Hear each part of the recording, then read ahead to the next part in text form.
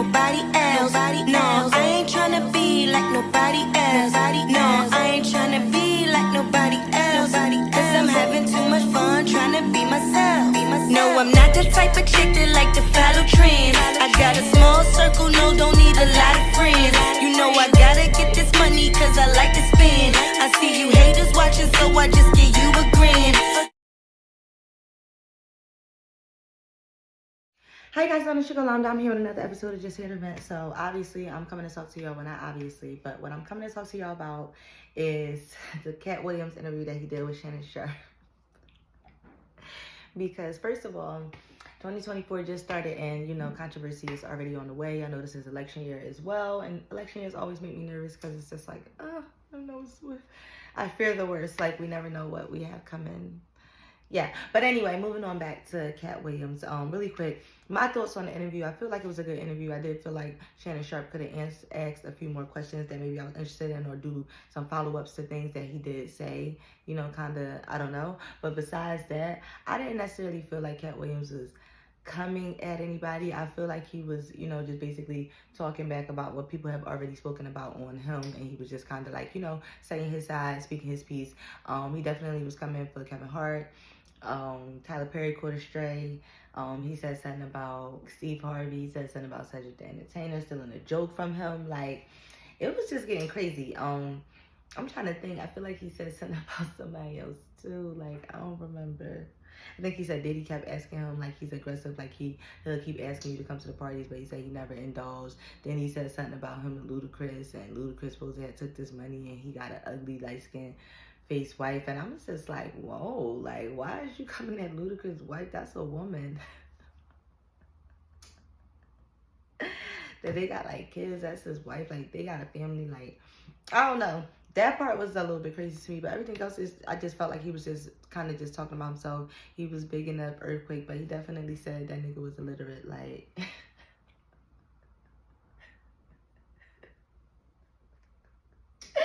I'm not laughing. I'm laughing. Well, no, I am laughing, but it's not funny. It's just so funny because it was just like, damn, like he came out like with all knockouts. Like he was just uppercutting niggas. Then he said, now the part that got me, he said that because he came at Ricky Smiley too, because Ricky Smiley was up there on the Shannon Sharp Club Shay Shay interview, and he was basically saying that he was supposed to pay Money Mike and Friday After Next or whatever. Now, first of all, that don't make sense to me because I couldn't even see Ricky Smiley. I couldn't think of his name. I couldn't even see Ricky Smiley playing like Money Mike though. So I feel like that part of what Katt Williams was saying is true. Then he was saying that like they was giving him the same rules as Kevin Hart, but he was turning them down, but Kevin Hart was picking them up, and basically in a roundabout way was calling Kevin Hart like a coon or a sellout, if you will, whatever. Yeah, like that was basically what I got from the interview, what he was saying about Kevin Hart.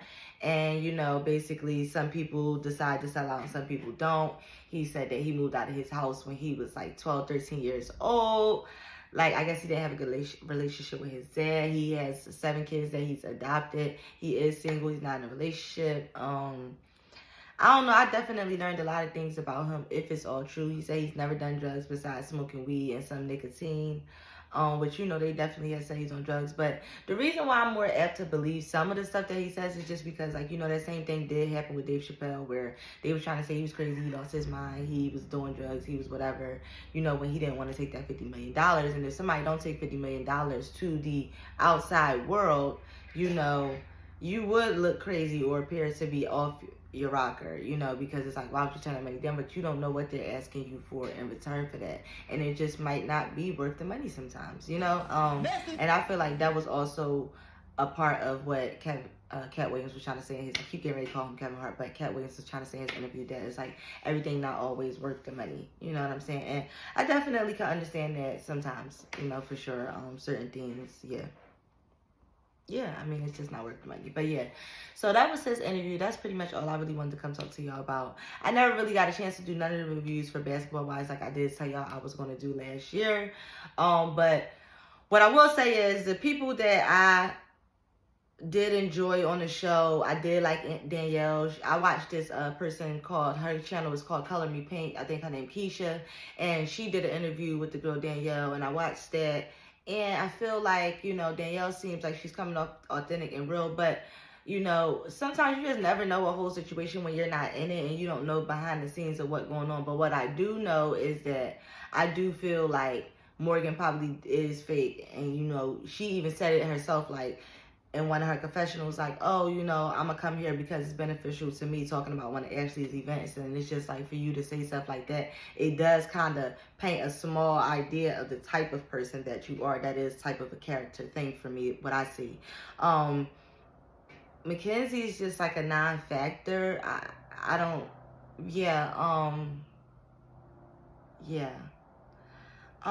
I'm starting to like Nikki more and more, but sometimes I just feel like she just is immature. But I guess they all is young in their 20s or whatever. And then Neek is okay sometimes too. She do look like Mrs. Potato Head though. I don't care what nobody say, but she not ugly though. But she look just like her dad though, for sure. And I feel like she's still young and naive too to even think that Milan is a friend to her. Like, you did it once, you're gonna do it again. And not just that, even when she's confronting you about it, you still trying to like not place no blame on yourself, saying I didn't do that. You did say it, obviously, because that's stuff that she didn't tell them, and those things were true. So you said it. Like, I don't like that. I didn't like that with Milan. And I don't know. At the beginning of the season, I did like Milan. Then the more and more as I delved into it, I didn't like her. So, yeah. But basketball-wise, Orlando did come out swinging this year. I felt like they definitely was shitting on, you know, the regular basketball-wise with Jackie and Evelyn and all them old hags. You know, I do still watch that sometimes, but I'm not as excited to watch that as I am to watch Orlando. And maybe it's just about having something new and fresh. Sometimes you get tired of looking at and watching the same people over and over again, same storylines, same talking about name. Because even at this point, when y'all got drama and y'all trying to fight, it's just like, come on, like, y'all in y'all late 40s, like some early 50s, like, come on, like, y'all still on here trying to fight, like, be for real. Like, y'all got kids, some of y'all got grandkids, like, really? Like, no, y'all shouldn't be on here doing all of this drama. So maybe that's why I'm kind of like cut out. And I was mad that they brought Evelyn back after all the shit she done ever taught. Oh, I would never come back to this. I'm not going back to that. I'm not going back. She came back. Then she left because of the whole OG situation. She had a whole Erica Mena situation too. All of a sudden, she Afro Latina too out of the blue. These people be cracking me up. But I already dragged her in another video, so I'm not even about to get into Evelyn again, but I just know that she gets on my ever-loving nerves. Yeah, so that's probably why another reason why I'm not really into it. Hoping Nessa doesn't come back. I'm sure they're going to get rid of Clayana. I mean, she doesn't have anybody to film with. The only person that was filming with her is also leaving the show, Brittany Renner. So, yeah. I mean, I didn't really have to sit here and do reviews. I could sum up each season that quickly, you know, because it's the same drama on Basketball Wives, you know. I felt like Evelyn was doing too much with the guy. She clearly didn't want to be with him. She clearly wasn't attracted to him. I ain't gonna lie, sometimes women do like bad boys. Like, they don't want a gentleman. Like, you know that saying of nice guys finish last. That's true. That's real. Like, people hate to admit the truth, but the truth of the matter is women like men that treat them like shit. They just don't like to say that out loud, because then that makes it look like they don't have any good self-esteem about themselves. Like, they have low self-esteem. That's how I feel. I mean, and this is speaking from someone like, you know, I just told y'all in my last video that I'm attracted to unemotionally available men. Like, men that are I always say that backwards. Men that are emotionally unavailable. Like, that's what I'm always attracted to. And I don't know if that's an insecurity of mine, but I don't know. I don't know. Sometimes you be learning yourself too, but it is what it is. I know I've noticed that though, so now I'm able to change that. And, you know, sometimes people just don't even know that they have these traits about themselves or whatever, you know what I'm saying? So, like I said, Katt Williams came out swinging. The Basketball Wives, Orlando definitely was shitting on Basketball Wives. I don't even know if it's LA, Miami, or if it's just Basketball Wives now. I think it's LA. I don't really know. Raising Kanan, because I want to talk about that real quick. Because, first of all, they was not supposed to kill Unique like this. Like, I really didn't appreciate how they did that to him. Like, because he looks so good. Not saying that he can't stay alive because he looked good, but damn, like, we was watching, a lot of women was watching. Well, I was not one of the women that was the only reason I was watching it, but that was a part of, that was definitely an eighth. like, no, but it was definitely a reason to watch the show. You know, he's somebody good looking to look at. Like, damn, why y'all had to take him off the show? So, all right, they took him off the show. His crazy ass brother Ronnie done killed him. I don't really know where they're going with this season. This is another show that I was supposed to review, and I just didn't get a chance to do that. I told y'all all about that in my New Year 2023 recap video. Make sure y'all go watch that video, like it, share if you care, hit the notification bell, subscribe if this is your first time here. Please have a seat. But yeah, I didn't like that. So they introduced a new character as Ronnie is unique brother. I definitely didn't feel like he was going to kill him, because he had just was telling Juliana like, oh, you know, my brother not going nowhere. Okay, so I'm confused. Now, did Unique start the fight? Yes. But when you think about it, Ronnie really started the fight, because you sitting here trying to snitch him and rat him out to anybody who will listen about him fucking Rock. What you mad because you not fucking Rock? Like, for real though. Like, that's what it's giving. You so mad. Like, why is you telling them old heads that know them? Then you telling his girl, like, what's wrong with you?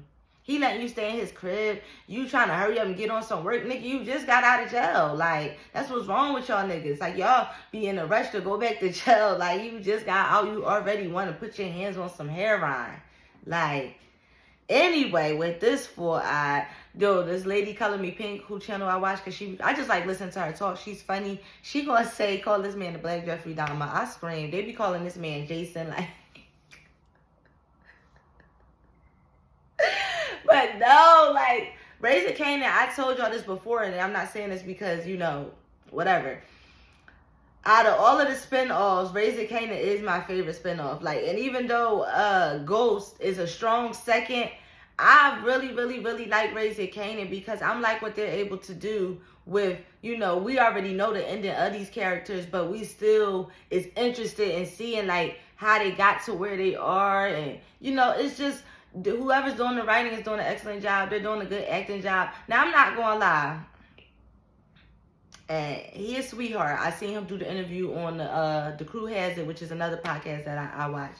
And I think his name Makai Curtis or something like that. Sweetheart, honey, I love you. But sometimes you be doing too much with the 50 Cent accent. Like, I be feeling like you be talking a little bit too slow. Like, damn, yeah, 50 Cent talks slow, but he could say some stuff fast. Like,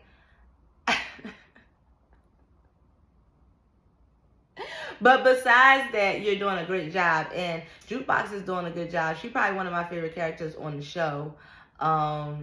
Marvin definitely is a strong second. I used to like Rock, but I don't know. She pussyfooting around this season, and I don't like that. I don't know what it is. Didn't I just tell you something about that negative shit? Like, we really like it better when she's sitting here trying to kill people and do all of this, but she trying to get life together. Now she boring and corny. But I'm definitely excited to see the next episode, to see what's going to happen. I guess Ronnie about to start fucking with Kanan or whatever. So we're going to see where that goes from here. I'm sure it's not going to be good for him once Rock find out. She probably going to end up killing Ronnie before the season over. Mark my words. That's pretty much all I got for y'all. Make sure you hit that like button, subscribe button, notification bell, share if you care. I'm going to see y'all in the next joint. Holla!